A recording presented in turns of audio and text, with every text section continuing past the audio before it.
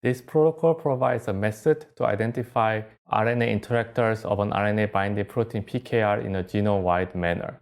It helps us to better understand post-transcriptional regulation of gene expression by RNA-binding proteins.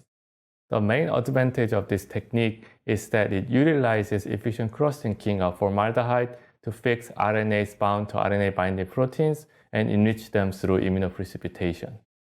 Activated PKR is observed in patients with neurodegenerative disease such as Parkinson's and Alzheimer's disease.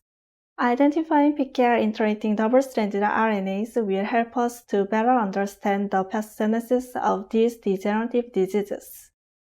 This method can be used to study RNA interactors of any RNA-binding proteins.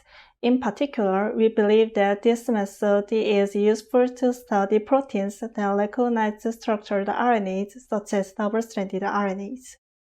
Check the homogeneity of cell cycle arrest sample before harvesting cells. In addition, it is critical to optimize the immunoprecipitation efficiency using the best antibody available.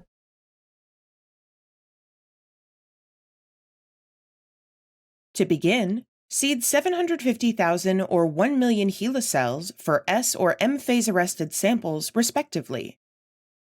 Grow cells at 37 degrees Celsius and 5% carbon dioxide for 24 hours. Treat the cells with 2 millimolar thymidine and incubate at 37 degrees Celsius for 18 hours. Wash the cells 2 times with PBS. Then, add fresh media and incubate at 37 degrees Celsius.